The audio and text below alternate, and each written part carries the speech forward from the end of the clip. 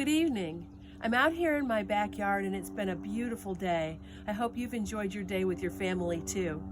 This week, we're going to be learning about God's wonderful creation. I'm so thankful for the trees and the flowers and this wonderful world that He's created for us. And so tonight we'd like to read the book called When God Created the World. And this book is by Matthew Paul Turner and illustrated by Jillian Gamble. When God made the world. In the very beginning, before everything was, before God started doing what it is God does, when all that existed was wide open space, God imagined a universe and began to create. God hung trillions of lights, stars big and stars bright. God turned the dark sky into a glorious sight. God put planets in places with moons in some cases, and galaxies that reach the outermost spaces. God made comets that fly with trails through the sky and asteroids and meteors that sometimes zoom by. And with cosmic explosions, God set space in motion, causing planets to orbit their suns with devotion. And somewhere, amid all the swirling light, inside a cluster of milky white, among stars and planets and cosmic dust, God made a place for the story of us. Because when God made the world, God displayed heaven's glory for you and for me and for all the world's stories. Our planet God made a blue and green sphere and designed it to orbit the sun once a year.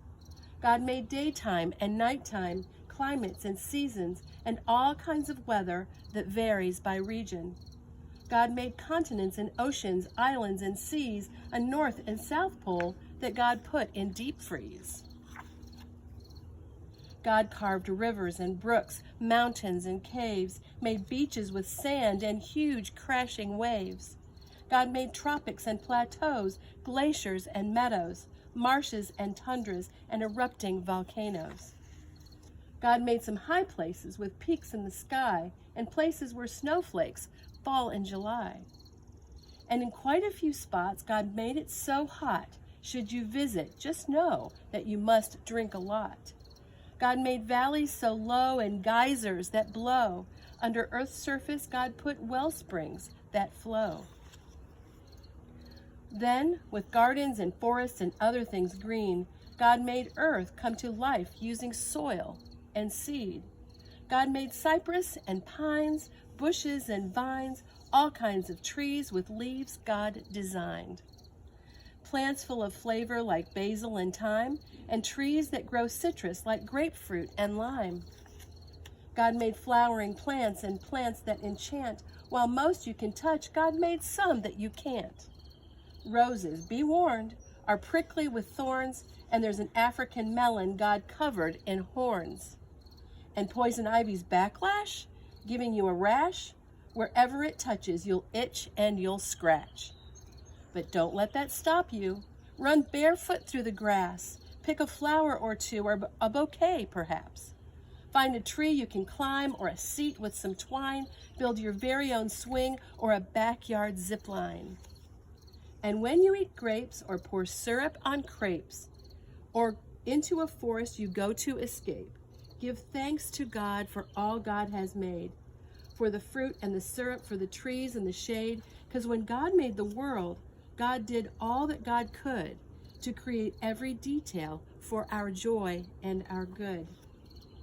Now, what happened next is a mystery at best, but God made a bird, and that bird made a nest. So God filled the sky, perhaps over time, with birds and more birds, and some learned how to fly.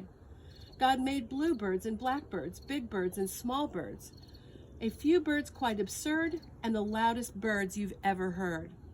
Crows crowed, doves cooed, chickens clucked, owls hooed, robins chirped, pheasants whirred. The world got noisy when God made birds. Then the oceans God filled with fish, sharks, and krill, creatures God made with fins and with gills, swordfish and trout, fish sleek and fish stout, and whales that God made to breathe through a spout. God made sea rays and eels, fish red, yellow, or teal, and some fish so odd that they hardly look real. Like a fish that has fangs or a monster-like face, or a fish that flies or makes its body inflate. And wherever a river, ocean, or sea touches dry land, there's likely to be all sorts of creatures living their lives on land and in water, and that's how they survive. Like otters and frogs and turtles on logs and crocodiles gathering in swampy bogs. Then God made cows, horses, and goats, and God made gibbons with inflatable throats. God planned lions to roar and tigers to pounce, and kangaroos, God thought, let's make you bounce. God made bears to growl, moles to plow, and under full moons, coyotes to howl. Donkeys brayed, giraffes bleated, jaguars prayed, rhinos stampeded, bunnies hopped, beavers chopped, and in muddy pools, hippos plopped.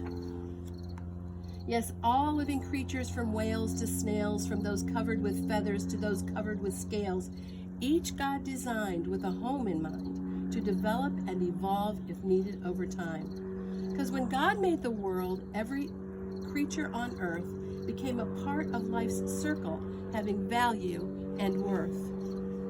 And God made people like you and me, people with souls, people with stories, a global family tree. God made us all flesh and bone, covered in skin, and made our bodies to have hearts beating within. God gave us bellies and legs and fingers and toes, and fashioned our faces with eyes, mouth, and nose. God made our bodies uniquely equipped for walking and talking, to eat and to skip. God wired our brains to feel love and feel pain, to process and learn, to read and retrain. But despite all we share, we're also unique. God made us all human with just a few tweaks. Each of our faces, bodies, and traits, our skin tones, our features, God did create. God made some people shy and some people loud, and some who thrive in the midst of a crowd. Some made music, some like math. Some are prone to blaze their own path. But always remember, because this much is true, God had a purpose for making you. So use every gift, every talent, or shtick. Make the world better with your God-given trick. Bring smiles to faces, show love and good graces to those who need hope in all different places.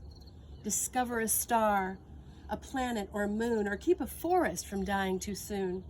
Save a whale, hug a tree, protect every bee, recycle, repurpose, reject apathy. Because all of creation whispers God's story. The mountain, the ocean, the blue morning glory, the raindrops, the sunshine, the grapes on the grapevine. With nature, God gives us a glimpse of divine. And just like a star might showcase God's light, or a waterfall give us a sign of God's might, the same could be said of me and of you. How we live, how we love, tells God's story too. Because when God made the world and the world started spinning, the story God wrote was just the beginning. The end. I hope you enjoyed that story about God creating the earth and all that's in it and you. So this week with your family, take the opportunity to praise God for this wonderful world and experience everything in it, not only in your own backyard, but in parks and in nature all around the city and the county. Right here, I have a little sprig of rosemary. And the book talked about rosemary and thyme, and it smells so good. So see, smell, taste, run, enjoy, and have a wonderful week. God bless you.